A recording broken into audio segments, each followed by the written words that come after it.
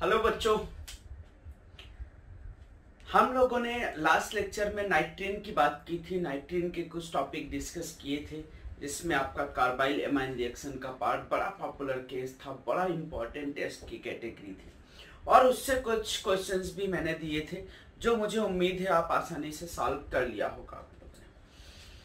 उसके बाद नाइट्रीन का ही आज कुछ टॉपिक और डिस्कस करते हैं। मैंने आपको रिएक्शंस बताई थी, एक स्मिथ रिएक्शन थी और एक कर्टियस रिएक्शन थी। स्मिथ रिएक्शन और उसी से रिलेटेड मैं ये रिएक्शन भी लिखा हूं, ये भी मैं यही कवर करने की कोशिश करता हूं।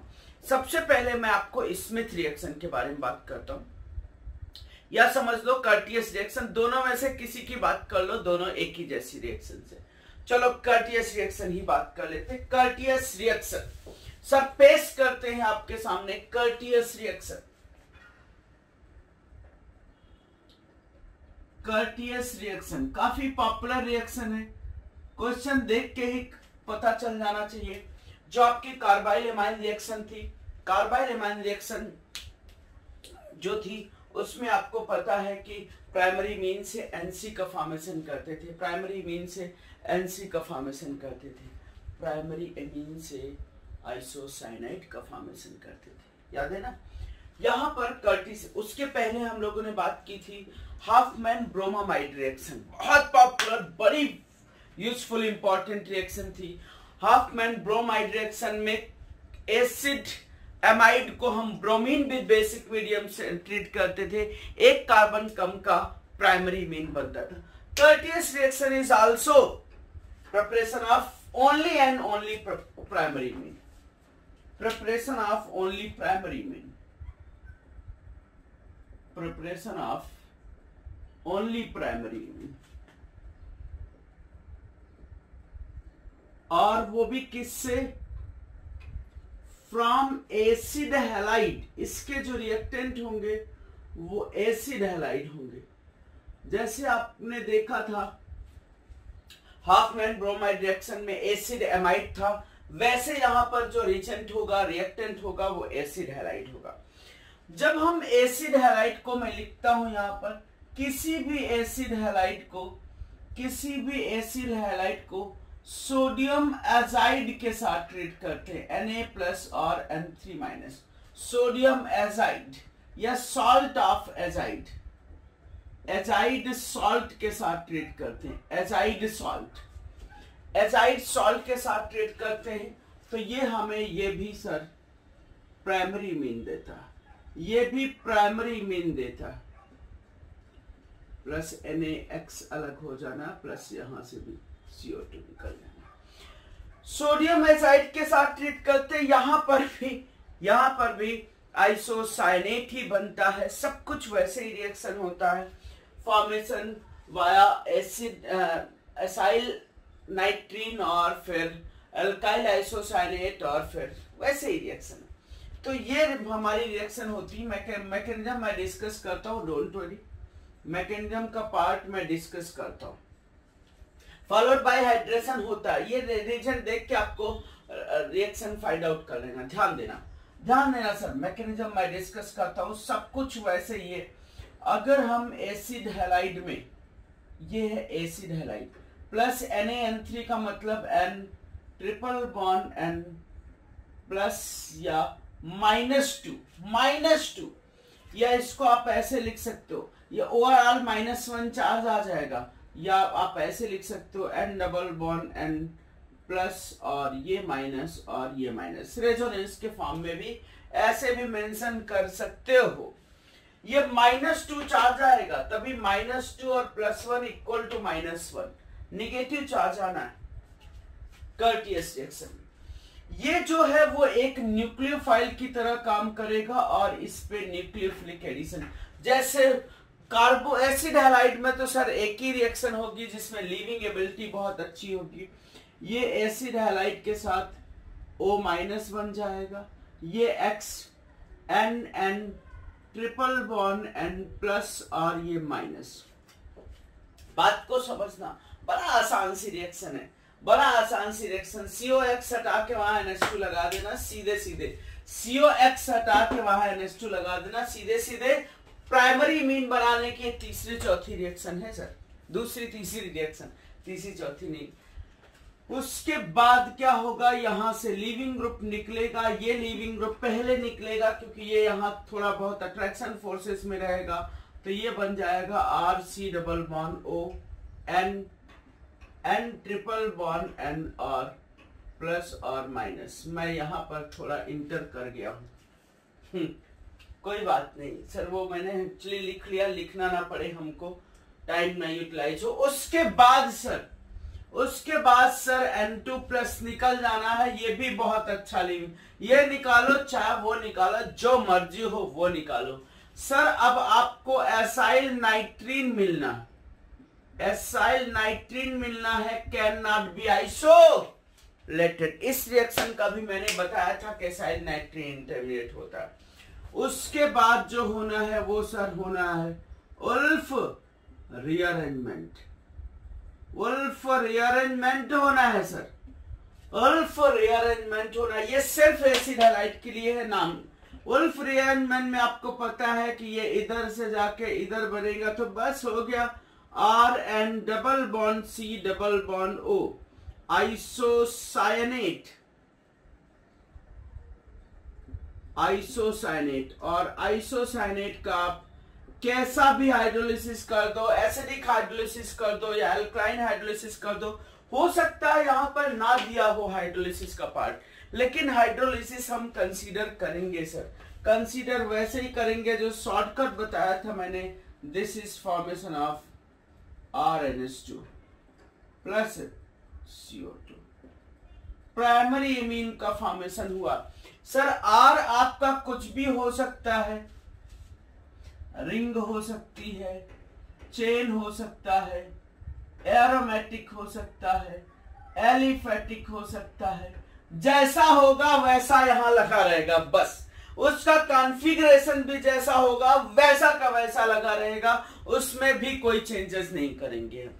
एक सिंपल सी इसमें प्रैक्टिस करना, आपको 10 20 50 कुछ भी, COX हटा के डायरेक्टली NH2 जोड़ देना, COX हटा के डायरेक्टली NH2 जोड़ देना, आपका आंसर आ जाना है, आपका आंसर बहुत इजीली आ जाना है। COX हटा के डायरेक्टली जोड़ देना, आपका आंसर आ जाएगा। सर नाइट्रीन के भी मैं बहुत सुंदर सुंदर से सवाल मैं आपको दूंगा असाइनमेंट में। जैसे तुमने अगर किसी ने सीरियसली ध्यान दिया होगा तो कार्बीन के भी मैंने क्वेश्चन चुन चुन के क्वेश्चन डाले थे, चुन चुन के क्वेश्चन डाले थे कार्बीन के, बहुत अच्छे अच्छे से सवाल थे, जिसे पूरा का पूरा टॉपिक मैंने कवर कर लिया था। उसी के अंदर हर एक टाइप की रिएक्शन मैंने कवर किया था। अगर सीरियसली देखने वाले रहे होगे, सीरियसली सॉल्व किया होगा, तो असाइनमेंट में भी मजा आया होगा। बहुत मेहनत से मैंने वो 25 क्वेश्चन सेलेक्ट किए थे, वो 25 क्वेश्चन बनाए थे। वैसे मैं नाइट्रीन का भी आपको बहुत अच्छे से असाइनमेंट बना के दूंगा, भले वो एक की जगह पर 2 बनाते हैं असाइनमेंट। अगर तुमको लगे कि 25 क्वेश्चन ज्यादा हो गए थे तो आप मुझे बताइएगा, मैं BC करूंगा। वो एक्चुअली मुझे लगा कि अब 2-4 क्वेश्चन और अच्छे मिल रहे थे, तो वो मैंने वहां ऐड कर दिया। तो कोई बात नहीं, तुम्हारा 10 मिनट एक्स्ट्रा गया होगा, उसमें कोई बहुत बुरी बात नहीं है, उसमें और अच्छे से कंसेप्ट क्लियर हो गया होगा, और बाकी तो मैं आपको डिस्कस करूंगा। चलो, ये हमारी कर्टियस रिएक्शन है। एसिड हैलाइड और NaN3 देख के लालच में आ जाना है कि प्राइमरी मीन बनाना है। एसिड हैलाइड और NaN3 देख के लालच में आ जाना है, प्राइमरी मीन बनाना है, सिर्फ और सिर्फ प्राइमरी मीन बनाना है। और प्राइमरी मीन बनाना है उसी मैकेनिज्म से, आइसोसाइनेट मतलब कार्बाइड, ये क्या है, एसाइल नाइट्रीन बनेगा, आइसोसाइनेट बनेगा, और आइसोसाइनेट होके प्राइमरी मीन का फॉर्मेशन होगा। हम दूसरे रिएक्शन इसी बात पे ले रहे हैं, that is called as Schmidt reaction. इन दोनों रिएक्शन की प्रैक्टिस की कोई जरूरत नहीं, आपको देखते ही लालच में आ जाना है, देखते ही लालच में आ जाना है सर। चाहे वो कर्टियस रिएक्शन हो, चाहे स्मिथ रिएक्शन हो, प्रैक्टिस नहीं है, सीधे एक ही कॉन्सेप्ट है। जैसे हम लोगों ने हाफमैन ब्रोमाइड रिएक्शन में बात किया था, Schmidt reaction is also preparation of primary amine. इससे भी प्राइमरी मीन प्रिपेयर करते, और primary amine from carboxylic acid. Sir carboxylic acid से प्रिपेयर करते हैं प्राइमरी में। कार्बोक्स either aliphatic, aromatic, cyclic, acyclic, जैसी मर्जी हो वैसी लो, कोई तुमको नहीं रोकेगा। बस वो जैसा लगा था वो वैसा का वैसा लगेगा, उसमें कोई चेंजेस नहीं। क्या होती है रिएक्शन में लिखता हूं कि कार्बोक्सिलिक एसिड को ये एलिफेटिक, एरोमेटिक जो भी लिंकेज है, कार्बोक्सिलिक एसिड को hydrazoic acid N3H, this is hydrazoic acid with concentrated sulphuric acid, इसके साथ कंसंट्रेटेड सल्फ्यूरिक एसिड भी डालते हैं। यहां मैंने जगह लिखा इसलिए क्योंकि हम लिख सके हाइड्राजोइक एसिड।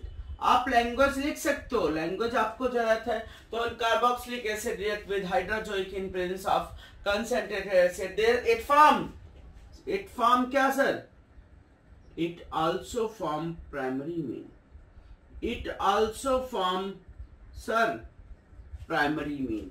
अब प्लस यहां पर भी N2 अलग होगा, यहां पर H2 अलग होगा, यहां पर भी CO2 अलग होगा। सब कुछ वैसे ही कॉन्सेप्ट है, सब कुछ एग्जैक्टली है ऊपर वाला कॉन्सेप्ट। मैं मैकेनिज्म समझाता हूं आपको, मैं मैकेनिज्म समझता हूं, देखो समझो सर, मैकेनिज्म समझ लो तो समझ में आ जाएगी सर, समझ में आ जाएगी।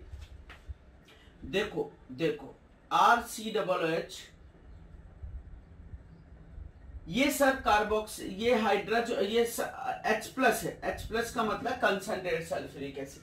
हम कंसंट्रेटेड सल्फ्यूरिक एसिड से स्टार्टिंग कर रहे हैं। ये H plus concentrated sulphuric acid से आया है, ये H plus concentrated sulphuric acid से आया है, ये H plus concentrated sulphuric acid से आया है। बात को समझना, ये H plus concentrated sulphuric acid के साथ आया है। इन दोनों में से इस ऑक्सीजन के साथ लुईस एसिड बेस कर लेगा। जब इस ऑक्सीजन के साथ लुईस एसिड बेस कर लेगा तो बात को समझना, ये OH बन जाएगा और ये OH बन जाएगा। समझना, जगह कम है लेकिन परफेक्टली समझ में आएगा। फिर जो N3H है, N3H का मतलब HN triple bond N plus और minus, this is N3H, this is N3H। इसको भी रेजोनेंस के फॉर्म में लिख सकते हो, रेजोनेंस के फॉर्म में HN double bond N minus, ये माइनस इधर भी लिख सकते हो रेजोनेंस के फॉर्म में। सर फिर से ये जो नाइट्रोजन है, फिर से ये बॉन्ड पोलर है, वीक बॉन्ड हो गया। ये नाइट्रोजन यहां पर न्यूक्लियोफाइल की तरह करके CO लिंकेज में ऐड हो जाएगा, जैसे यहां नाइट्रोजन न्यूक्लियोफाइल की तरह बनके पोलर CO लिंकेज में ऐड हो गया। ये CO लिंकेज जल्दी ब्रेकिंग होगी इसकी, क्योंकि इसमें पॉजिटिव चार्ज डेवलप है। ध्यान देना, ध्यान देना सर, ध्यान देना।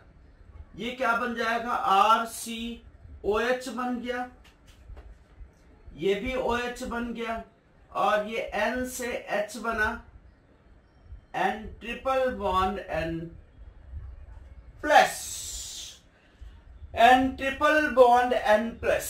उसके बाद क्या होता है, स्टेप देखना, ये H निकलता है, ये H निकलता, ध्यान से समझना, ये H निकलता है, ध्यान से समझना, ये H निकलता है, इसके साथ एसिड बेस करेगा, ये H निकल के इसके साथ एसिड बेस करेगा, यहां N माइनस बन जाएगा और ये OH2 प्लस बन जाएगा, OH2 प्लस बन जाएगा तो ये निकल जाएगा और यहां पॉजिटिव चार्ज बनेगा। बात को समझना, यहां पर पॉजिटिव चार्ज बनेगा। समझ नहीं आया?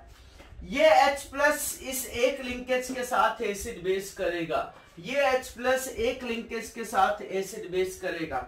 जब एसिड बेस करेगा तो OH2 प्लस बन जाएगा, OH2 प्लस निकल जाएगा और यहाँ N पे माइनस आ जाएगा। ध्यान से समझना, RCOH प्लस, यहां से H2O निकाल दिया मैंने, N2 प्लस, ये ऐसे लिख दिया है, ये N2 प्लस, और N पे क्या चार्ज है, माइनस है।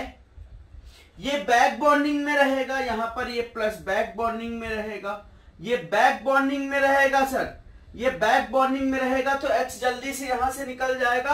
अब ये N निकलेगा, जब N निकलेगा और ये बैक बॉन्डिंग में रहेगा तो N निकलेगा तो ये क्या बन जाएगा, RC डबल बॉन्ड O और N, फिर से बन गया एसाइल नाइट्रीन जो यहां बना था, एसाइल नाइट्रीन यहाँ पर बन गया। मैकेनिज्म की कोई जरूरत नहीं होती, आप समझो तो समझ में आ जाएगा, क्योंकि सब में एक ही काम कर रहे हैं। क्या किया मैंने, यहां से एसिड बेस कराया, OH2 प्लस बना, इस पे माइनस बना, OH2 प्लस निकल गया तो यहाँ कैटायन बनाया होगा, वो उसके साथ बैक बॉन्डिंग किया होगा, तो OH प्लस बना होगा। मीडियम हमने एसिडिक लिया था कहीं ना, मीडियम एसिडिक लिया था, H प्लस निकल जाएगा, डबल बॉन्ड बन जाएगा, और N2 जब निकलेगा तो एसाइल नाइट्रीन बन जाएगा, और एसाइल नाइट्रीन का उल्फ रीअरेंजमेंट होगा तो फिर से आइसोसाइनेट बन जाएगा। और आइसोसाइनेट का अगर हमने हाइड्रेशन करा दिया, पानी देखो यहां पर भी निकला है, पानी देखो यहां पर भी, यहां पर पानी निकला है, सब निकला है ना कहीं, हाँ वाटर निकला है, ये वाटर इसको हाइड्रोलाइज कर देगा, बन जाएगा RNH2 इस तरीके से, और प्लस CO2। मैकेनिज्म का स्टेप वही है, कॉन्सेप्ट वही है, कोई अलग सा कॉन्सेप्ट नहीं है, रिएक्शन उसी तरीके के है। पहले एसाइल नाइट्रीन बनता, आइसोसाइनेट बनता है, थोड़े से उसके पहले का स्टेप थोड़ा सा चेंज हो जाता है। मैकेनिज्म अगर नहीं याद है तो भी आपसे मैकेनिज्म इन रिएक्शन की कोई पूछने वाला नहीं है। आप डायरेक्टली COX को हटा के NH2 लगाओ, COOH को हटा के NH2 लगाओ। इसमें भी देखो डिग्रेडेशन हुआ है, और इसमें भी देखो डिग्रेडेशन हुआ है। जैसे हम हाफमैन ब्रोमाइड रिएक्शन में डिग्रेडेशन करते थे, वैसे यहाँ पर भी देखो डिग्रेड हुआ है। डिग्रेड का मतलब कार्बन कम हुए हैं। यहाँ पर भी एक कार्बन कम का प्राइमरी मीन बना है, यहाँ पर भी एक कार्बन कम का प्राइमरी मीन बना है। समझ गए? मुझे उम्मीद है पूरा का पूरा आप समझ गए होंगे। ठीक है, बहुत अच्छे से ध्यान देना, बहुत अच्छे से। तो ये कर्टियस रिएक्शन है और ये स्मिथ रिएक्शन है। अब आगे एक मैंने टॉपिक डाला है, उसका कुछ जो पॉइंट थे वो मैंने ऑलरेडी मेंशन कर रखे हैं। जो समझाने की चीजें थी, मेन चीज तो वही आपको समझना था, बाकी पॉइंट तो आप कहीं से भी लिख सकते हो। समझने वाली चीजें मैं समझाऊंगा, पॉइंट ऑलरेडी लिख दिए हैं मैंने, क्योंकि उसमें टाइम ना हमारा जाए लिखाने में। बेकमैन रीअरेंजमेंट बहुत बहुत इंपॉर्टेंट रिएक्शन है, most and the most important reaction. काफी प्रैक्टिस मांगती है ये बेकमैन रीअरेंजमेंट, काफी प्रैक्टिस मांगती है ये बेकमैन रीअरेंजमेंट। सर कोई बात नहीं, हम हैं, प्रैक्टिस कराएंगे आपको। काफी पॉपुलर रिएक्शन है ये, कई जगह पर पूछी जाने वाली रिएक्शन होती है। बेकमैन रीअरेंजमेंट क्या होता है? बेकमैन रीअरेंजमेंट क्या होता है? सर बेकमैन रीअरेंजमेंट क्या होता है? शायद तुम्हें याद होगा, बहुत पहले बचपन में जब हम कभी आइसोमेरिज्म पढ़ रहे थे, हम कभी ज्योमेट्रिकल आइसोमेरिज्म पढ़ रहे थे, तब हम लोगों ने ऑक्साइम लिंकेज की बात किया था। ज्योमेट्रिकल आइसोमेरिज्म पढ़ रहे थे तो ऑक्साइम लिंकेज की बात किया था। सर ज्योमेट्रिकल आइसोमेरिज्म पढ़ रहे थे तो ऑक्साइम लिंकेज की बात किया था। याद करो, कार्बोनिल कंपाउंड को हाइड्रोक्सिल एमीन के साथ ट्रीट करते थे, कार्बोनिल कंपाउंड को हाइड्रोक्सिल एमीन के साथ ट्रीट करते थे, H2O निकलता था, ऑक्साइम बनता था। और वो ऑक्साइम दो तरीके की पॉसिबिलिटी होती थी, या तो सिन होता था और या तो एंटी होता था। भूलो नहीं, या तो सिन होता था या एंटी होता था, बचपन की बात है। अगर सिमेट्रिकल कीटोन होता था तो एक ही ऑक्साइम बनता था, फॉर्मेल्डिहाइड होता था तो एक ही ऑक्साइम बनता था। अगर दूसरा कोई एल्डिहाइड होता था तो दो ऑक्साइम बनते थे, सिन और एंटी। अगर कोई अनसिमेट्रिकल कीटोन होता था तो भी सिन और एंटी ऑक्साइम बनता था। यहां पर क्या है, हमने कोई एक ऑक्साइम लिया, कोई भी एक ऑक्साइम लिया, एज्यूम करें ये यहीं से स्टार्ट करते हैं। ये ऑक्साइम लिया RCH डबल बॉन्ड N और OH, ये कोई लोन पेयर, ठीक। ये ऑक्साइम कंपाउंड, हम मेनली रिएक्शन बताने जा रहे हैं। ऑक्साइम को एसिडिक मीडियम में H+ के साथ हीट करें या कोई लुईस एसिड के साथ हीट करें, PCl5, AlCl3 etcetera. Generally sulphuric acid लिखा होता है या PCl5 लिखा होता है। PCl5 भी वही काम करता है, मैं PCl5 के लिए भी OH निकालने का काम होता है। सबसे पॉपुलर होता है H+, और ये जो प्रोडक्ट बन जाते हैं वो बन जाता है RNHCHO, एसिड अमाइड का फॉर्मेशन हो जाता है। सिर्फ कुछ ना निकला है ना कुछ गया है, कुछ ना निकला है, 2 H यहां थे, 2 H यहां है, एक N यहां था, एक N यहां है, एक O लिंकेज यहां थी, एक O लिंकेज यहां है, R यहां था, R ही वहां है, कुछ नहीं निकला है ना ही कुछ जुड़ा है, सिर्फ और सिर्फ रीअरेंजमेंट हुआ है। This is formation of amide. Amide sir देखो, आप देखो तो एमाइड लिंकेज नजर आएगी, this is amide linkage. Amide या सब्स्टिट्यूटेड एमाइड, इसको आप लिख सकते हो HC_ON, ऐसे भी लिख सकते हो। This is amide. यहां पर ध्यान से प्लीज प्लीज पेशेंस बना के रखो, मजा आएगा सर, गारंटी है। बहुत सुंदर से सवाल कराने जा रहे हैं हम आपको। When oxime compound react in acidic medium, when oxime compound react in acidic medium or in presence of Lewis acid, PCl5, AlCl3, FeCl3, कोई भी ले लो, हमें सिर्फ यहाँ जरूरत H+ की होती है या PCl5, ज्यादातर लिखा यहाँ पर H+ में काम चल जाता है। रिएक्शन देख के आपको समझ में आ जाएगा, इसके लिए परेशान मत हो, आराम से जब सामने होगा तो आपको 100% याद आएगा कि हमें बेकमैन रीअरेंजमेंट ही कराना। बेकमैन रीअरेंजमेंट है, ना किसी का कुछ निकलना है ना ही किसी का कुछ जुड़ना है। Rearrangement from acid cause intramolecular rearrangement from acid amide. ये कैसे हुआ होगा? अब इतनी जो जगह बची हुई है उस पे मैं मैकेनिज्म आपको समझाने की कोशिश करता हूं सर, कोशिश मैकेनिज्म। देखना सर, ये R है, ये C है, ये H है, डबल बॉन्ड N है और ये OH लिंकेज है और ये लोन पे। इसकी 2 पॉसिबिलिटी थी, H और OH सेम साइड में हो सकता था या H और OH अपोजिट साइड में भी हो सकता था, H और OH सेम साइड में भी हो सकता था या H और OH अपोजिट साइड में भी हो सकता था। इसलिए सिन भी एंटी हो सकता था, एंटी भी हो सकता था। अभी H और OH सेम साइड मैंने रखा, मैं समझाऊंगा। अगर H और OH अपोजिट हो गए तो प्रोडक्ट चेंज हो जाएगा, प्रोडक्ट चेंज होगा। कैसे ध्यान देना सर, ध्यान देना। सबसे पहले जो हमने एसिड लिया है, ये इसका लुईस एसिड बेस होना, लुईस एसिड बेस होना। पेशेंस बना के रखना सर, मैकेनिज्म याद रखनी पड़ेगी आपको, मैकेनिज्म इसकी याद रखनी पड़ेगी सर। एक बार देखो, दोबारा देखने की जरूरत नहीं पड़ेगी। R है, ये C है, जैसे लिखे हैं वैसे ही लिख देना है, और ये OH2+ है, OH2+ है। इस जगह बहुत ध्यान से समझना, इस जगह बहुत ध्यान से समझना है, इस जगह बहुत। सर कार्बीन ना बनना है इंटरमीडिएट, ना नाइट्रीन बनना है, एक बात क्लियर करना। इसमें कार्बीन नाइट्रीन इंटरमीडिएट नहीं है, उसी टाइप की रिएक्शन है, इसलिए मैंने वहां पर लिखने की कोशिश करना, माफ करना। हम यहीं पर बताना चाह रहे थे क्योंकि अभी फ्लो में हो तुम भी और फ्लो में है हम भी, तो हम साथ में निपटा सकते हैं बड़ी इंपॉर्टेंट रिएक्शन। हमको नहीं पता है रिएक्शन मैकेनिज्म, लेकिन हमने रिएक्शन मैकेनिज्म से डबल टॉपिक पढ़ लिए हैं, सब कुछ पढ़ लिया हमने। न्यूक्लियोफिलिक सब्स्टिट्यूशन, इलेक्ट्रोफिलिक सब्स्टिट्यूशन, सब न्यूक्लियोफिलिक एडिशन, सब कुछ पढ़ लिया, बस हमको तो समराइज करना बाकी रह गया।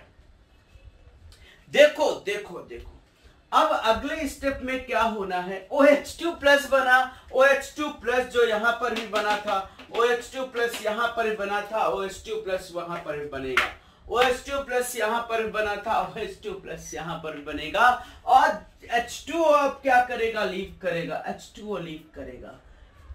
डबल बॉन्ड कार्बन पे पॉजिटिव चार्ज आएगा, डबल बॉन्डेड नाइट्रोजन पे पॉजिटिव चार्ज आएगा, डबल बॉन्डेड नाइट्रोजन पे पॉजिटिव चार्ज आएगा, जो कि अच्छी बात नहीं है। ध्यान से समझना, जिस रेट से H2O लीव करेगा, जिस रेट से H2O लीव करेगा, उसके अपोजिट वाला सेम वाला नहीं, मैं बताता हूं, वो भी बताता हूं। इस जगह प्लीज पेशेंस बना के रखो, जिस रेट से H2O लीव करेगा यहां पर पॉजिटिव चार्ज बनना ही नहीं चाहेगा, क्योंकि उसी नाइट्रोजन पे डबल बॉन्ड है और उसी नाइट्रोजन पे पॉजिटिव चार्ज है, मतलब ऑलरेडी मोर इलेक्ट्रोनेगेटिव नाइट्रोजन था और ज्यादा इलेक्ट्रोनेगेटिव करा दिया आपने। तो होता क्या है, जिस रेट से H2O निकलता है, जिस रेट से H2O लीव करता है, उसी रेट से उसका एंटी वाला ग्रुप माइग्रेट करता है। एंटी वाला ग्रुप किस फॉर्म में माइग्रेट कर रहा है, देखो R माइनस के फॉर्म में। साइमल्टेनियसली निकलना और साइमल्टेनियसली जुड़ना, साइमल्टेनियसली निकलना, साइमल्टेनियसली जुड़ना। जैसे ये आइसोसाइनेट में ये ब्रेक होना और जुड़ना, वैसे ही ये निकलना और वैसे। अब समझना, इधर से ये निकल रहा होगा, उसके अपोजिट वाले को इधर आना फेवरेबल है। इधर से ये निकल रहा होगा, ऑर्बिटल इसकी वैकेंट हो रही होगी, उसके अपोजिट वाले से आना फेवरेबल है, क्योंकि जब इधर से ये निकल रहा होगा सेम साइड वाला इधर आके जुड़ना डिफिकल्ट, क्योंकि पूरी तरीके से निकला नहीं है। ये निकल रहा है जिस रेट से, उस रेट से ये जुड़ रहा है। तो इधर से आके, इधर से ये निकल रहा है और इधर से आके जुड़ना बेटर है या इधर से आके, ये इधर से निकल रहा है, उधर से आके जुड़ना बेटर है, क्योंकि वहां पर रिपल्सन मिनिमाइज होगा, क्योंकि वहां पर रिपल्सन मिनिमाइज होगा। जिस रेट से H2O लीव कर रहा होगा उसी रेट से उसका एंटी वाला जो ग्रुप है वो माइग्रेट कर रहा होगा, इंट्रामॉलिक्यूलर रीअरेंजमेंट हो रहा होगा। इसी पार्ट को, ये जो टर्म हम यूज कर रहे हैं यहाँ पर, ये उल्फ रीअरेंजमेंट जैसा ही है, लेकिन नाम इसको हम बेकमैन रीअरेंजमेंट देते हैं। उल्फ रीअरेंजमेंट जैसा ही है, इसी टॉपिक से रिलेटेड था उल्फ रीअरेंजमेंट से, इसलिए मैंने बेकमैन रीअरेंजमेंट यहाँ पर चिपका दिया है आपको। उल्फ रीअरेंजमेंट जैसा है ये, लेकिन इसको नाम हम बेकमैन रीअरेंजमेंट देते हैं। देखो ये R जो है या H इधर होता तो H माइग्रेट करता, मैंने इसीलिए पॉइंट लिख रखे हैं, बहुत इंपॉर्टेंट ध्यान देना। जब H2O निकल रहा होगा तो ये H बन रहा होगा, C पे क्या चार्ज आ रहा होगा, प्लस चार्ज आ रहा होगा, समझना, क्योंकि R माइनस के फॉर्म में निकला। C डबल बॉन्ड बन रहा होगा और N बन रहा होगा और N से R जुड़ रहा होगा। अब सोच रहे होगे यार इनने बोला था कि नाइट्रोजन के पास पॉजिटिव चार्ज नहीं बना सकते, ठीक है सर, कार्बन के साथ आराम से बना सकते हैं। केटायन जनरेट होता है सर, ये ऐसा केटायन जनरेट होता है जिसका कोई रीअरेंजमेंट नहीं होता, देख के समझ में आना चाहिए। ऐसा केटायन जनरेट होता है, ऐसा कार्बोकेटायन जनरेट होता है कि वो नाइट्रोजन के बैक बॉन्डिंग से स्टेबलाइज रहता है, नाइट्रोजन के बैक बॉन्डिंग से स्टेबलाइज रहता है। ऐसा केटायन जनरेट होता है जो नाइट्रोजन के बैक बॉन्डिंग से स्टेबलाइज रहता है। इस कार्बोकेटायन में कभी किसी तरीके का कोई रीअरेंजमेंट नहीं हो सकता। नाइट्रोजन के पास प्लस नहीं बनना चाहता है, नाइट्रोजन के पास प्लस नहीं बनना चाहता है, लेकिन कार्बन के पास प्लस बनना चाहता है। क्यों?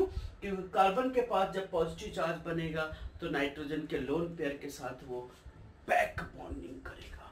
सर वो बैक बॉन्डिंग करेगा, अगर इधर मैं समझा दूं तो ये बैक बॉन्डिंग करेगा, SC ट्रिपल बॉन्ड N और R और N के पास प्लस बैक बॉन्डिंग करेगा। जो H2O निकला था, जो H2O निकला था वो बेकार नहीं जाएगा, वो सर बेकार नहीं जाएगा, वो इस कार्बन पे वापस से अटैक कर देगा, ऑक्सीजन के लोन पेयर वापस से अटैक कर देंगे। बैक बॉन्डिंग था तो इसका थोड़ी कि प्रोडक्ट बन गया, नहीं प्रोडक्ट नहीं, रेजोनेंस में था कार्बन का पॉजिटिव चार्ज, लेकिन वो ये नहीं कि प्रोडक्ट बन गया। अब जो कैटायन जनरेट हुआ इसका कोई रीअरेंजमेंट नहीं होगा, वाटर अटैक करेगा कार्बोकेटायन में, ध्यान से समझना, HCO और H डबल बॉन्ड N और R, ये प्लस क्योंकि ऑक्सीजन ने लोन पेयर दिया। यहां से जो H प्लस हमने लिया था पहले, जो हमने मीडियम बोला था एसिडिक मीडियम, वापस से हमको मिल जाना है H प्लस। एसिडिक मीडियम में ये H प्लस रिमूव हो जाना है, H प्लस रिमूव हो जाना है, तो देखो क्या बनना है, देखो क्या बनना है, HCOH डबल बॉन्ड N और R। देखो HOC यही है ना, पेशेंसफुली प्लीज समझना प्लीज, बहुत इंपॉर्टेंट रिएक्शन है, बहुत इंपॉर्टेंट। दिस इज ऑल, और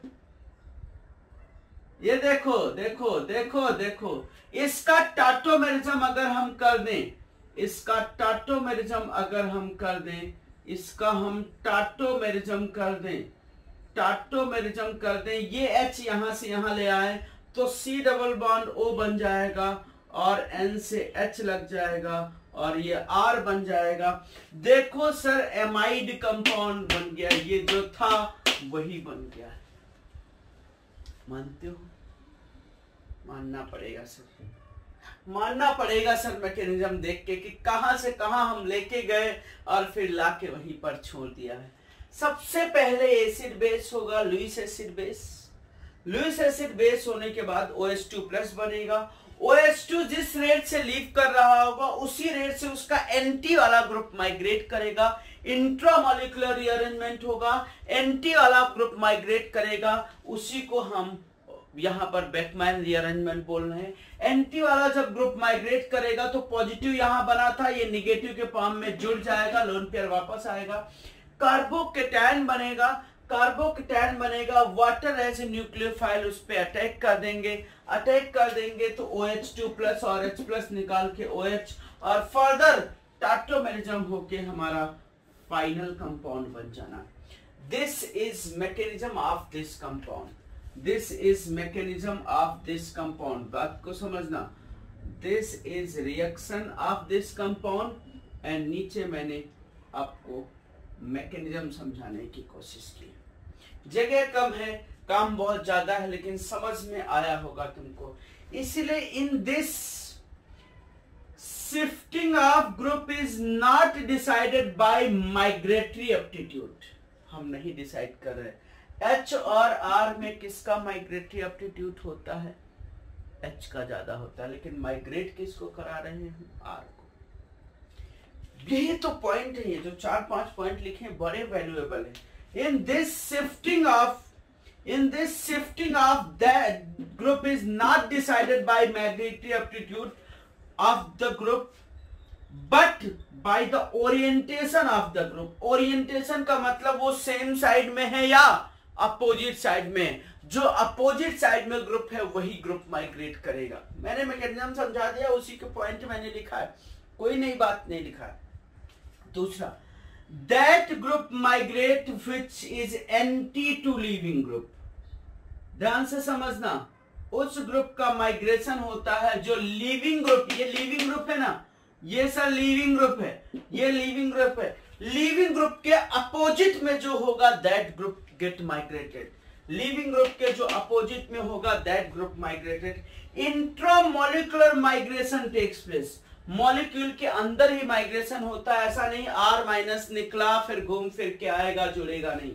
जिस रेट से निकलेगा उसी रेट से यहां पर जुड़ेगा, जिस रेट से यहां निकलेगा। ऐसा नहीं कि पहले OH2 निकला और फिर R माइनस निकला, फिर दोनों एक दूसरे से मिले होंगे कहीं और उसके बाद फिर से अलग होके यहां पर जुड़े होंगे, ऐसा कुछ नहीं हुआ होगा। ये उधर से निकल रहा होगा, वो उधर से आ रहा होगा उसके पास जुड़ने के लिए, समझे? ऐसा नहीं कि ये अपने घर से निकला और ये अपने घर से निकला, नहीं, ये अपने घर से निकल गया लेकिन ये एक कमरे से दूसरे कमरे, ये जिस कमरे से निकला सर दूसरे कमरे से वो उस कमरे में पहुंच गया, उसकी जगह वहां पर खाली हो गई। अगला part, if the migratory group have chiral centre, वही बात जो हमने बहुत पहले कई बार की है। अगर माइग्रेटरी ग्रुप के पास कायरल सेंटर है, फेनाइल मिथाइल कैसा भी है, then chiral centre will be retain its configuration. वो कायरल सेंटर अपना कॉन्फ़िगरेशन को रिटेन रखता है। वेज के वेज में रहेंगे, डैश के डैश में रहेंगे, आर का आर रहेगा, एस का एस रहेगा, डी का डी रहेगा, एल का एल रहेगा, वो वैसे ही रहेंगे। दूसरा, carbocation is formed carbocation in as intermediate, but उस कार्बोकेटायन का रीअरेंजमेंट नहीं होता है क्योंकि उस कार्बोकेटायन में बैक बॉन्डिंग होती है, उस कार्बोकेटायन का रीअरेंजमेंट नहीं होता है, और क्योंकि उनकी बैक बॉन्डिंग कितनी अच्छी सी कॉन्सेप्ट है। आप अगर चाहो तो एक पेज में सारी रिएक्शन लिख के खत्म कर सकते हो। आप अगर शॉर्ट नोट्स बनाना चाहो रिवीजन के लिए तो सारे कॉन्सेप्ट के लिए एक जैसा ही रिएक्शन यूज कर रहे हैं, सब रिएक्शन के लिए एक ही जैसा कॉन्सेप्ट यूज करें। एक पेज में पूरी नाइट्रीन खत्म कर लो, एक पेज में चाहो तो पूरा कार्बिन खत्म कर लो, इस तरीके से जो मर्जी हो वो खत्म कर लो अपने लिए शॉर्ट नोट्स बनाने के लिए। तो दिस इज बेकमैन रीअरेंजमेंट, उसकी मैकेनिज्म और उसके कुछ इंपॉर्टेंट पॉइंट, और ये आपकी कर्टियस रिएक्शन थी, ये हमारी स्मिथ रिएक्शन थी। ये कर्टियस और स्मिथ में हम एसाइल नाइट्रीन बना रहे थे, इसमें ना नाइट्रीन बना रहे हैं ना कार्बिन बना रहे हैं। इसमें भी इंट्रामोलिकुलर रीअरेंजमेंट करा रहे हैं, इसमें भी इंट्रामोलिकुलर रीअरेंजमेंट करा रहे हैं। यहाँ के रीअरेंजमेंट को हम बेकमैन रीअरेंजमेंट बोलते हैं, यहाँ के रीअरेंजमेंट को हम वुल्फ रीअरेंजमेंट बोलते हैं। इसमें कार्बोकेटायन प्रॉपर्ली जनरेट होता है, इसमें एसाइल नाइट्रीन जनरेट होता है, जिसको हम आइसोलेट नहीं कर सकते क्योंकि एसाइल नाइट्रीन बहुत लेस स्टेबल होता है, तो वो मॉलिक्यूल के इमीडिएटली रीअरेंजमेंट कॉज कर लेता है। तो दोनों रिएक्शन आप नोट करो, ये इसका पार्ट था, इसको नोट करो, फिर इससे रिलेटेड हम कुछ सवाल देने की सर जरूरत करते हैं। चलो नोट करो सर। यस सर, यहाँ पर हम आपको कुछ क्वेश्चन ले रहे हैं जो बेकमैन रीअरेंजमेंट से रिलेटेड है। बेकमैन रीअरेंजमेंट से रिलेटेड हम क्वेश्चन आपके कुछ सामने पेश करने जा रहे हैं। देखो लिखा है find the product find out करना है। ध्यान से समझना, बहुत आसान है। कॉन्सेप्ट क्या हम यहाँ पर यूज करेंगे कि जो लीविंग ग्रुप है, लीविंग ग्रुप के एंटी वाला जो ग्रुप होगा वो नाइट्रोजन से जुड़ जाएगा, लीविंग ग्रुप के जो एंटी वाला जो ग्रुप होगा वो नाइट्रोजन से जुड़ जाएगा। उस एमी की जगह पर H हो सकता है, methyl, ethyl, formyl, phenyl, butyl, pentyl, कुछ भी हो सकता है। लीविंग ग्रुप के जो एंटी में ग्रुप लगा होगा वो नाइट्रोजन से जुड़ जाएगा माइग्रेट होके। बस इतनी बात हमें क्लियर। और जब वो नाइट्रोजन से जुड़ जाएगा तो नाइट्रोजन का सब्स्टिट्यूटेड एमाइड बन जाएगा वो। देखो जब ये लीव करेगा OH2 बनके, जब ये लीव करेगा OH2 बनके तो इसके एंटी वाला माइग्रेट कर जाएगा, तो ये जो CH3 है CH3NH बन जाएगा, और इस कार्बन पे OH आएगा तो इस कार्बन पे OH आएगा तो वो ET बन जाएगा, इथाइल ग्रुप आ जाएगा, खत्म। बहुत इजी सा कॉन्सेप्ट है, इसमें ज्यादा दिमाग नहीं लगाना है हमको, ज्यादा दिमाग है भी नहीं हमारे पास और लगाना भी नहीं। जो लिविंग ग्रुप के अगर ये कॉन्फ़िगरेशन मेंशन है तो, एंटीसिन का कॉन्सेप्ट मेंशन है तो, अगर हमने ऐसा लिख दिया, मान लिया ऐसा लिख दिया CH3 C double bond N और OH और ये PH, इसको H+ के साथ, अभी एंटीसिन कुछ बताया नहीं है उसने, क्लियर ही नहीं है, ये नहीं दिख रहा कि PH के इधर है कि CH3 के इधर है। एज्यूम करें ऐसा कुछ ओरिएंटेशन नहीं गिवन है तो सर ये भी माइग्रेट कर सकता है, ये भी माइग्रेट कर सकता है। उस केस में प्रोडक्ट बन सकता है CH3 C double bond O NH-PH, और दूसरा बन सकता है PH C double bond O NH-CH3। दोनों प्रोडक्ट, यहां ध्यान रखना, जब ओरिएंटेशन ना मेंशन हो, जब कॉन्फ़िगरेशन ना मेंशन हो, सिस्सिन और एंटी का कॉन्सेप्ट ना मेंशन हो, ये ना समझ में आ रहा है कि OH के अपोजिट में कौन सा है, OH के सेम साइड पे कौन सा है, तो हमारे पास दोनों चॉइस हो सकती है दोनों के दोनों प्रोडक्ट बनाने की। उसमें कोई मेजर और माइनर प्रोडक्ट अपन को नहीं बताना होता है, दोनों के दोनों चॉइस अप्लाई करना है। मेजर और माइनर की कोई पॉसिबिलिटी वहां पर नहीं होती, मेजर और माइनर की कोई पॉसिबिलिटी वहां पर नहीं होती है, दोनों की दोनों चॉइस अवेलेबल होती है। इसमें देखो, इसमें ET है उसके अपोजिट, तो ETN से जुड़ेगा मतलब MEC से रहेगा, तो Me बन जाएगा, C डबल बॉन्ड O बन जाएगा, और NH और ET बन जाएगा। मैकेनिज्म आप करा के देख लो आराम से सर, आराम से सवाल सॉल्व होगा। इसमें पीएच के, अब OH के अपोजिट पीएच है, मतलब N ये यहां लगेगा, इसका मतलब ये CO के साथ लगा रहेगा, तो क्या बन जाएगा MEC double bond O NH और PH। शॉर्ट में, एकदम शॉर्ट में, आसान, आराम से क्वेश्चन सॉल्व कर लो, आराम से क्वेश्चन सॉल्व कर लो। जो लिंकेज OH के NT पे है वो माइग्रेट होके N से जुड़ जानी, और जो माइग्रेट होके N से जुड़ जानी है वो NH में चला जाना है, जो माइग्रेट से होके N से जुड़ जानी है वो NH में चला जाना है। जब वो NH में चला जाना है तो क्लियर हो जाएगा। ये बहुत इंपॉर्टेंट अभी कॉन्सेप्ट देखो, अभी कॉन्सेप्ट देखो कि ये अगर रिंग आ गई तो क्या करेंगे सर। यहाँ थोड़ी डिफिकल्टी फील होगी सर, फील होगी तो क्या कर सकते, करना तो हम ही को है सर, करना तो हम ही और आपको है। देखो इस पे पूरी मैकेनिज्म देखो, इस पे मैं पूरी मैकेनिज्म बताता हूं आपको। लिंकेज को ब्रेक करते हुए और सब कुछ करते हुए N है, ये OH2 प्लस बन गया और ये अपोजिट पे लिखा, ऐसे लिखा हुआ। अब जब ये माइक लीव कर रहा होगा, यहाँ टेक्निकली है सर, यहाँ टेक्निकली आपको टेक्निकल पॉइंट भी और आपको भी टेक्निकल साउंड होना पड़ेगा। OH2 जब लीव करेगा उसके अपोजिट में C से लगा हुआ ग्रुप क्या है, OH2 जब लीव करेगा उसके अपोजिट में C से लगा हुआ ग्रुप ये है। इस बॉन्ड की ब्रेकिंग हो जाएगी, यहां पर रीअरेंजमेंट में बॉन्ड की ब्रेकिंग हो जाएगी। समझो ये बॉन्ड ब्रेक होगा तो किससे जुड़ जाएगा, N से जुड़ जाएगा। अभी देखना कितने मेंबर रिंग बन जाएगी, 1 2 3 4 5 6 7 मेंबर रिंग। ध्यान से समझो, 7 मेंबर रिंग हम बनाने जा रहे हैं, 7 मेंबर रिंग। कहां कौन सा बॉन्ड आएगा वो मैं आपको डिस्कस करता हूं। देखो मैं बताता हूं, एक तो ध्यान से समझना, यहां C से ये N जुड़ा रहा होगा, C से एज्यूम करें यहां पर मैंने N लिख दिया, ध्यान से समझना N है, तो ये देखना C से N जुड़ गया, C से N जुड़ गया। यहां पर क्या रहा होगा, कहीं डबल बॉन्ड रहा होगा, एक कहीं पर भी लगा लो कोई फर्क नहीं पड़ता। अगर यहां नहीं समझ में आ रहा तुमको तो यहां लगा दो N और ये लिंकेज ऐसे बना लो, ये N हो गई, ये N हो गई। उसके बगल में डबल बॉन्ड रहा होगा और यहां पॉजिटिव चार्ज बन चुका होगा, मानते हो। जहां से बॉन्ड ब्रेक होगा वहां पॉजिटिव चार्ज, ये गलत हो सकता है। यहां अगर ध्यान नहीं दिया तो ये सॉल्व करना क्वेश्चन बहुत डिफिकल्ट हो सकता है, इसलिए ध्यान दो। जो लिविंग ग्रुप के एंटी पे उसको माइग्रेट कराया, उसको माइग्रेट कराया तो ये बॉन्ड टूट गया। यहां पर बॉन्ड की शिफ्टिंग हो रही है, भी तो बॉन्ड की शिफ्टिंग ही थे। बॉन्ड शिफ्टिंग हो रही, 6 मेंबर से 7 मेंबर में चला जाएगा।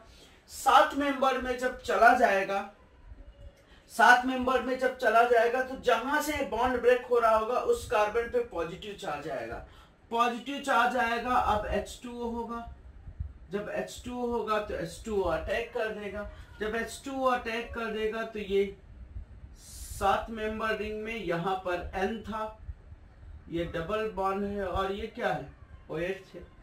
This is in and all. इसको क्या करा दो, टाटोमेरिज्म कराओ। ये H यहां चला जाएगा, यहां डबल बॉन्ड आ जाएगा, N हो जाएगा और यहां डबल बॉन्ड आ जाएगा। देखो 7 मेंबर रिंग, 7 मेंबर रिंग में ये जो कंपाउंड, ये H है यहां पर, यहां H आ गया है टाटोमेराइज होके, क्योंकि CO बॉन्ड ज्यादा स्ट्रॉन्गर होता है। ये जो कंपाउंड बना है आपके सामने, दिस कंपाउंड इज बहुत popular, this is called as caprolactam. ये कंपाउंड जो बना हुआ है 6 मेंबर साइक्लोहेक्सेन से जो उल्फ रीअरेंजमेंट, यहां पर उल्फ रीअरेंजमेंट हुआ, कहां पर, सॉरी उल्फ रीअरेंजमेंट करें, बेकमैन रीअरेंजमेंट, बेकमैन रीअरेंजमेंट यहां पर हुआ इस स्टेप में। ये स्लोएस्ट स्टेप है, यही आपका RDS स्टेप है। जैसे पीछे था उल्फ रीअरेंजमेंट पे, यही स्लोएस्ट स्टेप है और यही आपका रेट डिटरमाइनिंग स्टेप है। इससे 5 से 6 से 7 मेंबर में गया, 7 मेंबर रिंग से ये बना, और इसके बाद जो टाटोमराइज होके बना दैट इज कैप्रोलैक्टम। बहुत नाम, बहुत पॉपुलर है। Caprolactam is monomer unit of, आगे पढ़ेंगे, मोनोमर यूनिट ऑफ नायलॉन 6। एक पॉलीमर होता है नायलॉन, आगे पढ़ेंगे ये पॉलीमर चैप्टर में। नायलॉन 6 एक पॉलीमर होता है, उसकी मोनोमर यूनिट होती कैप्रोलैक्टम। ध्यान से समझना, मोनोमर यूनिट होती caprolactam. Caprolactam, caprolactam, caprolactam, lactam Caprio 7 member ring का साइक्लिक एमाइड है। साइक्लिक एमाइड और कॉल्ड है, साइक्लिक एमाइड को कॉमनली एक नाम देते हैं सर, नोट करके यहां लिख लेना चाहे। साइक्लिक एमाइड और cyclic amides are commonly called as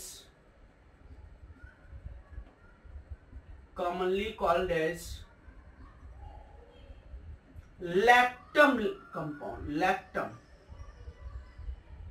lactams नाम देते हैं। साइक्लिक एमाइड्स को हम लोग लैक्टम्स नाम देते हैं। साइक्लिक एमाइड को हम लोग लैक्टम्स नाम देते हैं।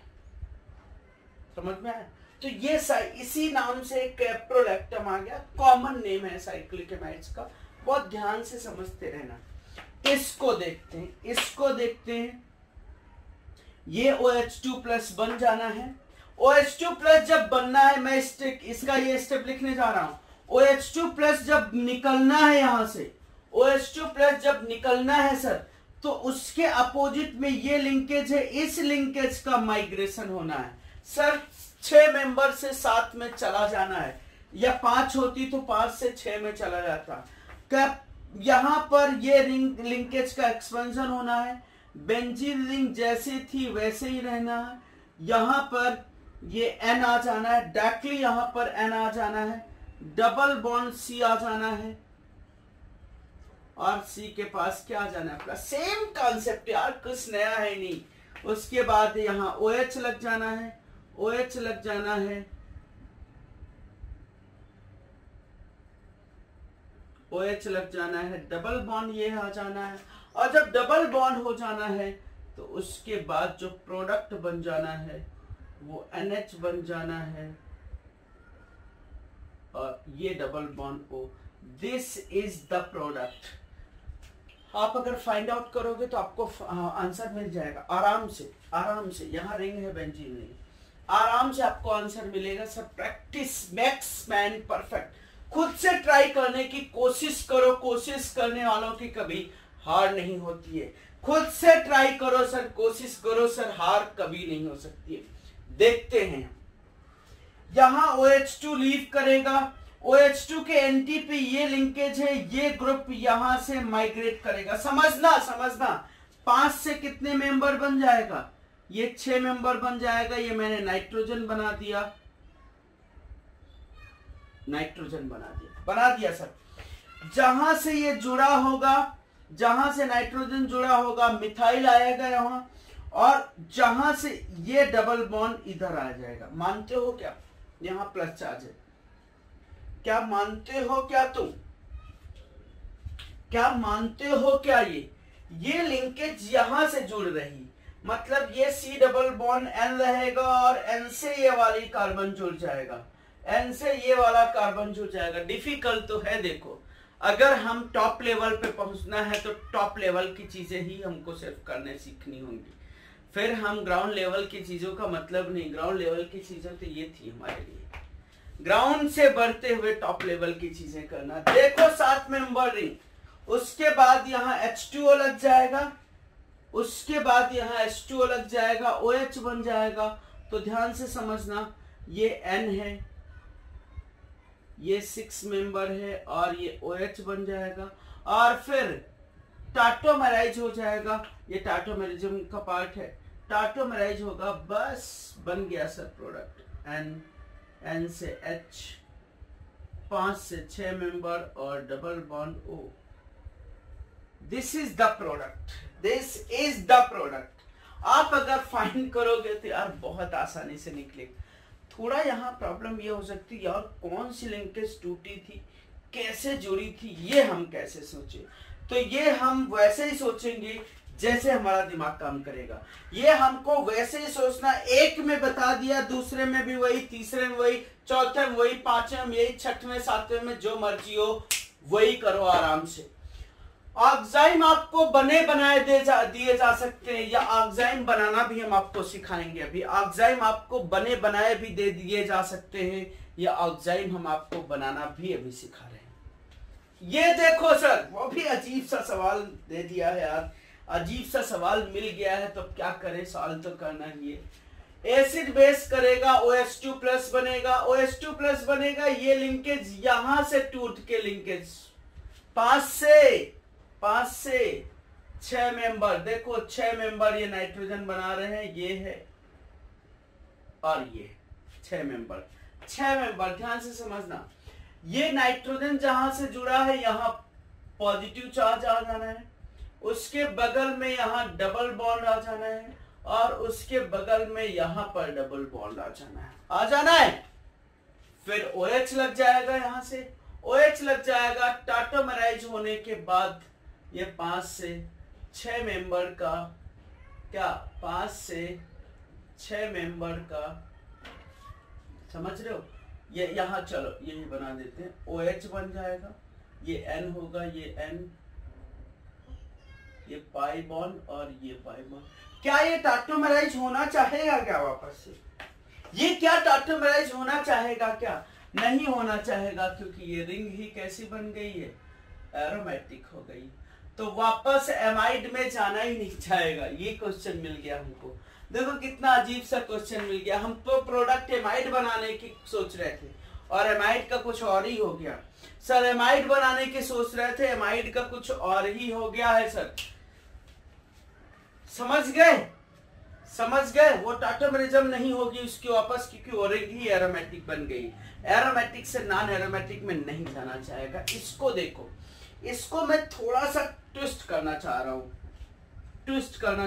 ये OH देता हूं, ये कार्बन 14 देता हूं, और ये कार्बन 14 देता हूं। सर ट्विस्ट है, गेम में ट्विस्ट है सर, गेम में ट्विस्ट है सर। ट्विस्ट नहीं है, कुछ नहीं, आराम से आ जाएगा। देखो पेशेंसफुली देखना सर, पेशेंस लूज नहीं करना।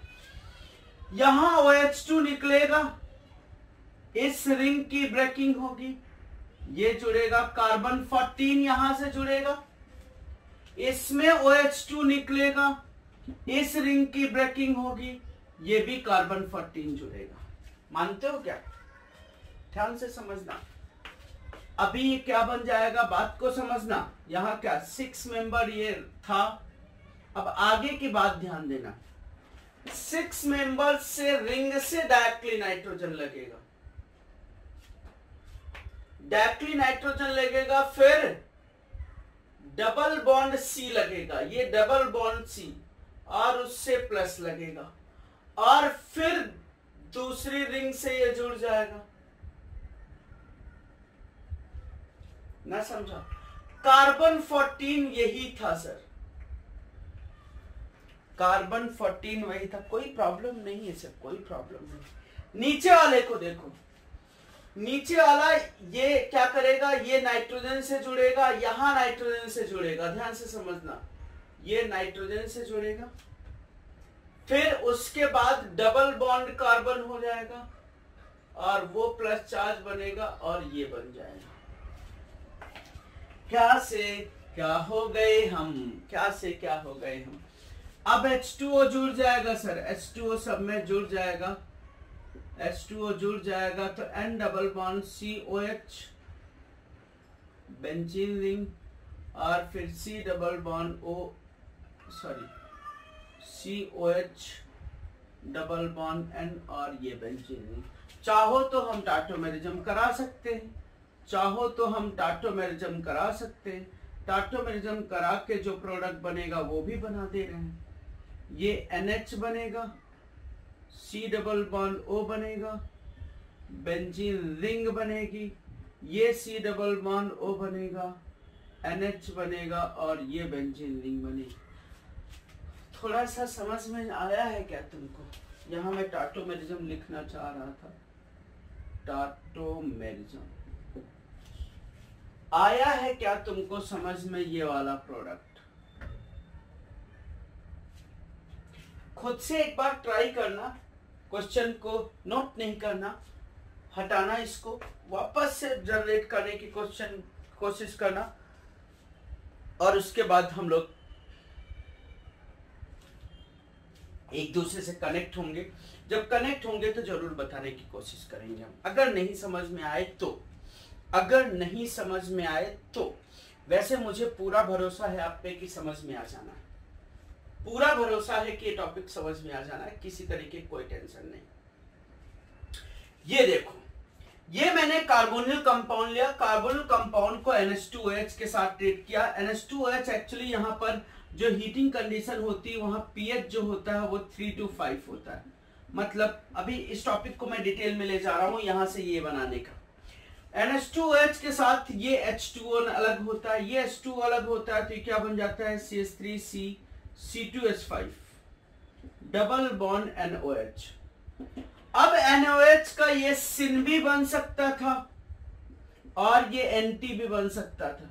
जब डायरेक्टली ऑक्साइड दिए हुए हों तो वो हो सकता है कॉन्फ़िगरेशन उनका फिक्स दिया हो, लेकिन अगर हम ऑक्साइड बनाने की बात कर रहे हैं तो सर बनाने में तो 2 बनेंगे क्योंकि अनसिमेट्रिकल है।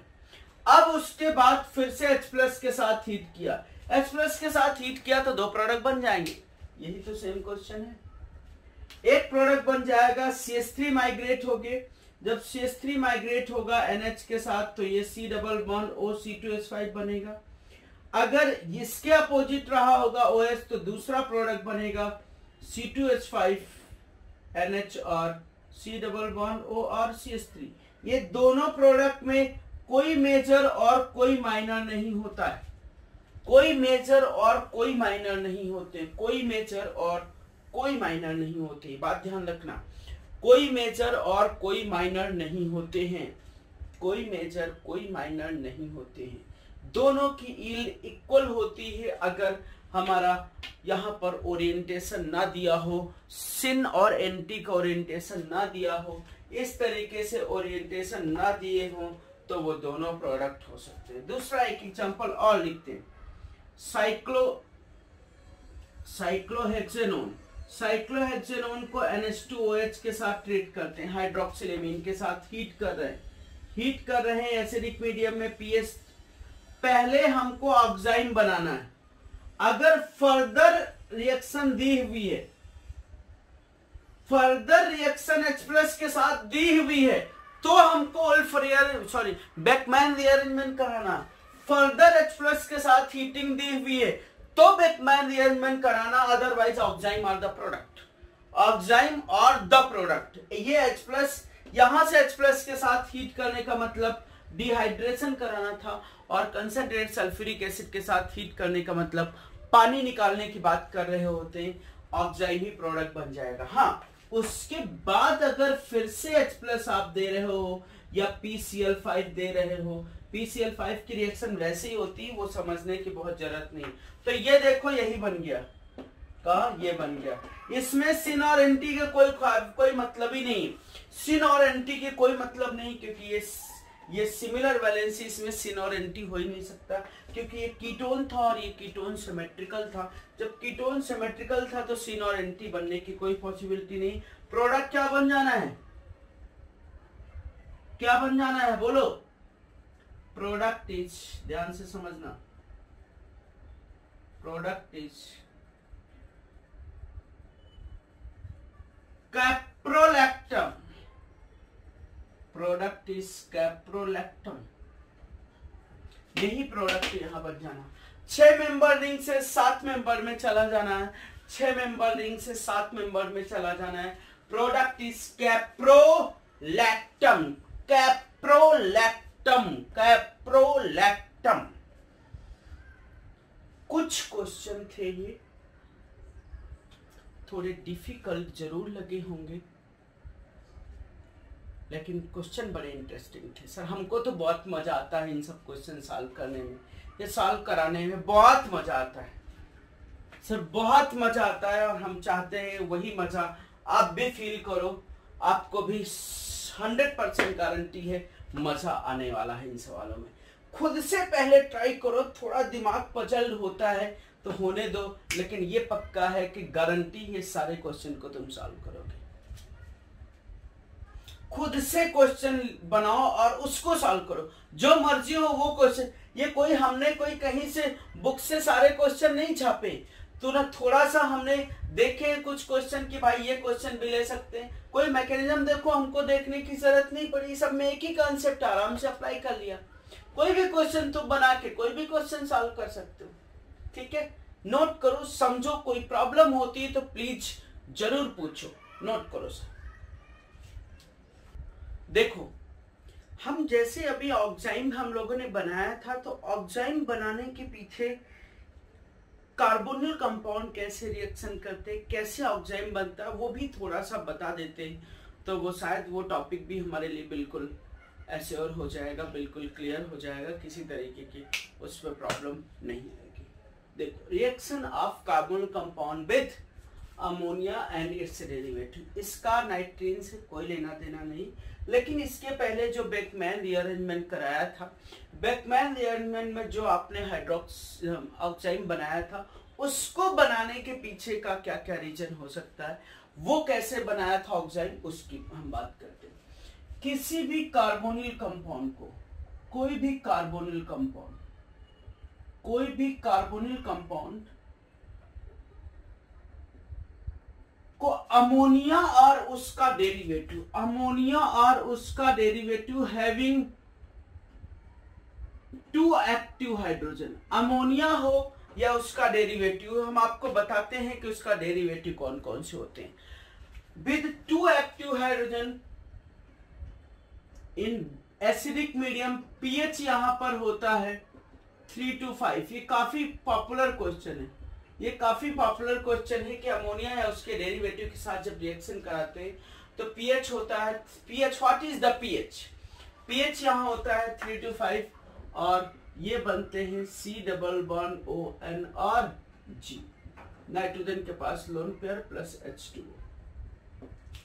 ये एक्चुअली यहां से इस तरीके से H2O निकल जाता है, इस तरीके से H2O निकल जाता है और ये Ng का फॉर्मेशन कर लेता है। देखो यहाँ क्या क्या हो सकता है वो मैं भी थोड़ी देर में बताता हूँ। एक बार मैं मैकेनिज्म बता दूं कि 2 हाइड्रोजन का क्या रोल है। देखो मैकेनिज्म मैं बताता हूँ, बहुत आसानी से समझना। पहले हम इसमें एसिड डालते हैं कार्बोनिल लिंकेज में, C डबल बॉन्ड OH में एसिडिक लिंकेज डालते हैं, एसिड बेस कराते हैं, एसिड बेस कराते हैं तो C डबल बॉन्ड OH का फॉर्मेशन करता है। अब जो अमोनिया या उसका डेरिवेटिव है NH2 और G का मतलब यहाँ अभी हम बता रहे हैं क्या क्या लगता है। नाइट्रोजन यहाँ पर लोन पेयर है, दुनिया के हर एक lone pair containing species base की तरह भी काम कर सकती है और न्यूक्लियोफाइल की तरह काम कर सकती है, एक्ट एज न्यूक्लियोफाइल। और कार्बोनिल लिंकेज पोलर है, बहुत इजीली कमजोर हो गई है, इसीलिए एसिडिक मीडियम की जरूरत थी कि इसको कमजोर कर दे। कमजोर कर देगा तो ये यहां अटैक करके, वही याद करो electromeric effect, attack of nucleophile away from attack, मतलब ये क्या था, होता था इलेक्ट्रोमेरिक इफेक्ट, क्या होता था, movement of pi electron away from attacking region. Attacking region यहां आएगा, इसके अपोजिट पाई इलेक्ट्रॉन का मूवमेंट होगा, ठीक है। तो ध्यान देना ये क्या बन जाता है, C से O माइनस बन जाता है, और सॉरी O माइनस नहीं OH बन जाता है, और यहां से 2 H लगे होते हैं और ये G बन जाता है। और ये नाइट्रोजन के पास पॉजिटिव चार्ज क्योंकि उसने लोन पेयर दिया होगा, समझना। उसके बाद क्या होता है, ये बड़ा अच्छा इसका एसिड बेस हो जाता है, इसका एसिड बेस हो जाता है OH प्लस, क्योंकि ये हाइड्रोजन एसिडिक हो जाता है, बड़ा अच्छा एसिडिक हो जाता है, और ये NH और G, यहां से H2O निकल जाता है, OH2 प्लस बना था, OH2 प्लस बना था, H2O निकल जाता है और ये बन जाता है C। C के पास क्या प्लस NH और G। नाइट्रोजन के पास लोन पेयर है, ये फिर से बैक बॉन्डिंग करेगा। इतना झंझट यार तुमको करना ही नहीं है।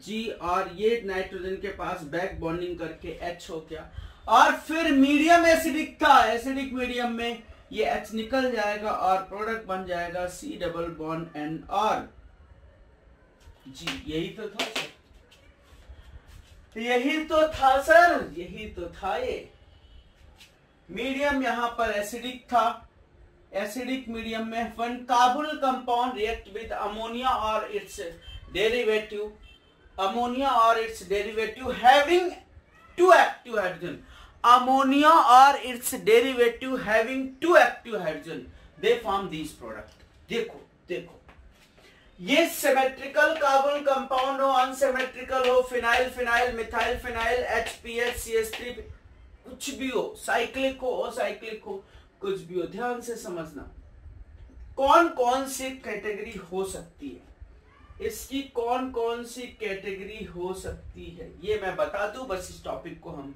क्लोज करते हैं।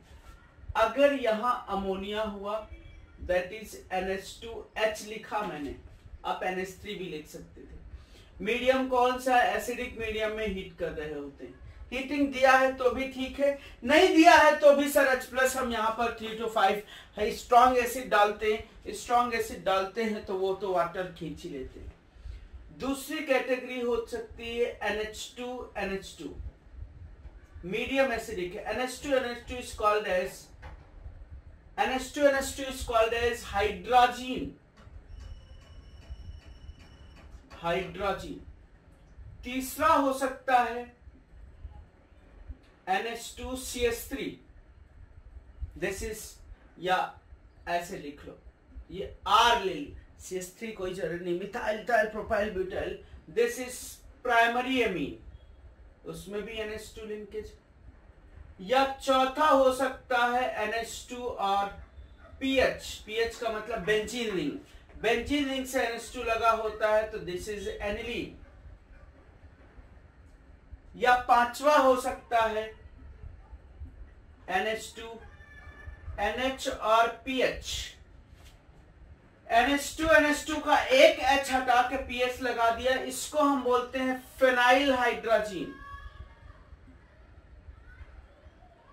Phenyl hydrazine.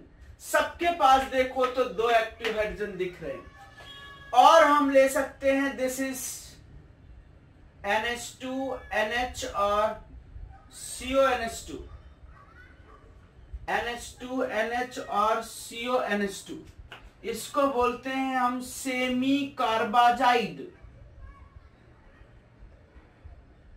कार्बाजाइड नाम देते। कुछ नहीं, हम सर वही चीज रिपीट कर रहे हैं। सर ये G है सब, इसके लिए GH हो गया, इसके लिए NH2G हुआ, इसके लिए GR हो गया, इसके लिए GPH हो गया, इसके लिए G ये है, इसके लिए G ये है।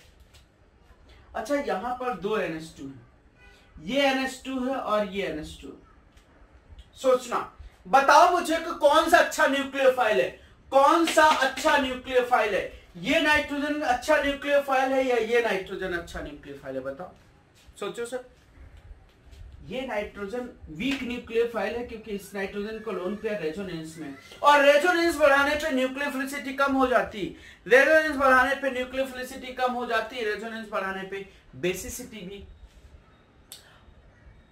बढ़ जाती है, मतलब बेसिसिटी भी कम हो जाती, न्यूक्लियोफिलिसिटी भी कम होती है, बेसिसिटी भी कम होती है। ये नाइट्रोजन का लोन पेयर इधर घूमने जा रहा, अवेलेबल कम होगा एज ए न्यूक्लियोफाइल, यहाँ का नाइट्रोजन का लोन पेयर लोकलाइज्ड है सर, ज्यादा अवेलेबल होगा एज ए न्यूक्लियोफाइल, इसलिए ये एक्टिव हाइड्रोजन। और एक और हम ले रहे हैं, बड़ा इंपॉर्टेंट है सर, बड़ा इंपॉर्टेंट है, उसका नाम है NH2। थोड़ा इधर लिखते हैं, नहीं तुमको सर प्रॉब्लम नहीं होनी चाहिए, हमको हो जाए चलेगा सर। ये बेंजीन रिंग है, दिस इज NH, NH2, ये NO2 है और ये NO2। ये बड़ा पॉपुलर रीजन है एक्चुअली। क्यों पॉपुलर है, पॉपुलरिटी के पीछे का रीजन बताते हैं। इसका नाम होता है 2,4 1 1 2 3 4 2,4 DNP। 2,4 DNP का मतलब है dinitro phenyl hydrazine. 2,4 DNP dinitro phenyl hydrazine है सर। DNP का फॉर्म है डाई नाइट्रो फेनाइल हाइड्रोजन। इसी को नाम एक देते हैं ब्रैडीज रिएजेंट नाम देते हैं, ब्रैडीज रिएजेंट। स्पेलिंग हो सकता आगे पीछे हो, कुछ हो, लेकिन ब्रैडीज रिएजेंट नाम देते हैं। ये टेस्ट होता है 2,4। यहां हम लिखने जा रहे हैं सर, ये टॉपिक हो गया ना, यहां पर हम लिखने जा रहे हैं 2,4 DNP is used for testing of carbonyl compound. Carbonyl compound समझते हो ना? कार्बोनिल कंपाउंड का मतलब होता है एल्डिहाइड और कीटोन। क्यों कार्बोनिल कंपाउंड को? Because gives red orange colour. जो प्रोडक्ट बनता है वो कलर देता है। जैसे स्मेल की बात कर रहे थे हम कार्बाइल एमाइन टेस्ट में, वैसे यहां पर जो प्रोडक्ट बनता है वो रेड ऑरेंज कलर का होता है। बाकी जितने भी हैं सब व्हाइट देते हैं, व्हाइट क्रिस्टलाइन सॉलिड देते हैं। और ये 2,4 DNP ब्रैडिग्स रिएजेंट जो टेस्ट होता है, ब्रैडिग्स जो टेस्ट होता है ऑरेंज कलर देता है। अब देखो क्या क्या होता है। इसका जी क्या है? इसका जी अगर समझो तो ये पूरा जी NH2G, जी हम चेंज कर रहे हैं और सबका H निकालना है। देखो क्या बनेगा पहले का C डबल बॉन्ड NH। इस लिंकेज को हम नाम देते हैं इमाइन। वाटर निकलेगा सबसे। इसमें अगर देखें तो देखेंगे ये निकलेगा C डबल बॉन्ड N और NH2 प्लस H2। इसका हाइड्राजोन नाम देते हैं, हाइड्राजोन। हाइड्राजीन से कॉमन नाम है, हाइड्राजीन से हाइड्राजोन। अगर एक और हम यहां ऐड कर दें तो ये भी हम यहां ध्यान से समझना, ये NH2 और OH है। NH2OH तो लिया ही नहीं NH2OH। NH2OH के साथ जो बनना है C डबल बॉन्ड N और OH बन जाना है H2O और दिस इज ऑक्साइम। इसका क्या नाम देते हैं NH2OH का? NH2OH is हाइड्रोक्सिलेमीन, हाइड्रोक्सिल और एमीन। समझे हो गए? इसको अगर देखो तो यहां पर क्या जनरेट हो जाना है C डबल बॉन्ड N और R प्लस H2O। अब इधर क्या था? इधर जो रहा होगा methyl methyl ethyl methyl phenyl cyclic acyclic, वो वैसा का वैसा लगा रहेगा, उससे फर्क नहीं। एल्डिहाइडिक हो सकता है, कीटोनिक हो सकता है, सिर्फ एल्डिहाइडिक हो सकता है, कीटोनिक हो सकता है। ये कार्बोक्सिलिक एसिड के डेरिवेटिव नहीं हो सकते। ऐसा नहीं कि एस्टर है तो उसमें भी C डबल बॉन्ड O है तो यही टेस्ट हो जाएगा, नहीं। कार्बोक्सिलिक एसिड और उनके डेरिवेटिव के लिए कैटेगरी नहीं होती। This is only for carbonyl compound मतलब एल्डिहाइड। कार्बोनिल लिंकेज नहीं, कार्बोनिल कंपाउंड मतलब एल्डिहाइड एंड कीटोन। अगला देखो, इसमें जो बनना है इसको भी हम क्या नाम देंगे? इमाइन लिंकेज ही होगा। यहां क्या बनना है? C डबल बॉन्ड N और PH। यहां क्या बनना है? C डबल बॉन्ड N और NHPH। This is phenyl hydrazone, phenyl hydrazone. सब में वाटर निकल रहा है सर। इसको देखो तो इसमें भी वाटर निकलेगा। यही H काम में आने, सबके वही H काम में आने। C डबल बॉन्ड N और फिर NHCONH2. This is semi carbazide. Semi carbazide से सेमी कार्बाजोन बनता है. सेमी का हाइड्राजीन से हाइड्राजोन बनता है. वैसे ही सेमी कार्बाजाइड से सेमी कार्बाजोन. टेस्ट वाली बात करते हैं, 2,4-DNP टेस्ट की बात कर लेते हैं. तो टेस्ट वाले पार्ट में भी यही बनना है. C डबल बॉन्ड, ये H2O निकल जाएगा वहां से. C double bond NH benzene ring NO2 और ये पोजीशन पे NO2. ये जो कंपाउंड बनता है, यहाँ चाहे एल्डिहाइडिक लिंकेज रही हो या कीटोनिक लिंकेज रही हो, ये कंपाउंड जो बनता है रेड ऑरेंज कलर होता है. रेड ऑरेंज कलर की वजह से ये पता लग जाता है कि रिएक्शन करके अगर हमने 2,4-DNP डाला होगा किसी कंपाउंड में, 2,4-DNP डाला होगा, ब्रैडिक्स रीजन डाला होगा, तो वो अगर रेड ऑरेंज कलर आ रहा है, रेड ऑरेंज कलर आ रहा है, तो ये हम समझेंगे कि वो कार्बोनिल कंपाउंड था. कार्बन कंपाउंड में वो एल्डिहाइड भी हो सकता है, कार्बन कंपाउंड में वो कीटोन भी हो सकता है. अगर रेड ऑरेंज कलर आ रहा है तो वो 2,4-DNP डालने से आ रहा होगा, और रेड ऑरेंज कलर आ रहा है तो वो एल्डिहाइड और कीटोन की पहचान करने के लिए है कि वो जो ऑर्गेनिक कंपाउंड दिया गया था वो क्या था. नोट कर लेना, 2,4-DNP is used to identify carbonyl compound because with carbonyl compound 2,4-DNP a Brady reagent gives red orange color. बाकी इसके ऊपर के जितने भी हैं, इसके ऊपर के जितने भी हैं, वो सबके सब व्हाइट क्रिस्टलाइन सॉलिड बनते हैं. ये कलर देता है इसलिए आइडेंटिफाई कर देते हैं व्हाइट क्रिस्टलाइन. तो और भी कार्बोनिल कंपाउंड और दूसरी जगह भी बनाता है, वो हम आगे बात करेंगे आपसे, वो हम जरूर आगे बात करेंगे. ठीक है, समझ गए एकदम अच्छे से. तो ये हमने थोड़ा सा नाइट्रीन को थोड़ा इधर उधर करके मैंने थोड़ा सा एक्सपेंड किया था. हालांकि अभी और मेरा एक्सपेंड करने का मन कर रहा था, लेकिन वो रिएक्शंस हम और आगे ले लेंगे जिसमें आर्नल्ड एस्टर रिएक्शन. अभी तुमने ध्यान दिया होगा, कीटीन मैंने टॉपिक लिया था, कीटीन की रिएक्शन ही नहीं यहाँ पर बताई. हम ज्यादा यहाँ प्रेशर नहीं देना चाहते, कीटीन हम आगे डिस्कस कर लेंगे, डोंट वरी.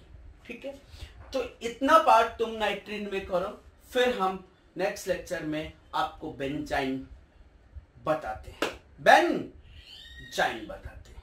ठीक है, अच्छे से समझो. ये टॉपिक कार्बीन नाइट्रीन से रिलेटेड नहीं था, ये एक्चुअली हमने पीछे ऑक्साइन बनाया था, ऑक्साइन से रिलेटेड ये टॉपिक था. ऐसा नहीं कि बाकी ऑक्साइन होगा तभी हम लोग बेकमैन रीअरेंजमेंट की बात करने वाले हैं. बाकी इनमें हम बेकमैन रीअरेंजमेंट की बात नहीं करने वाले. रीजेंट्स उसी कैटेगरी के थे, इसलिए मैंने एक साथ टेस्ट बता दिया. ये सब व्हाइट कलर का है और ये ऑरेंज कलर का है, तो इसलिए टेस्ट की कैटेगरी है. ठीक है sir, thank you so much.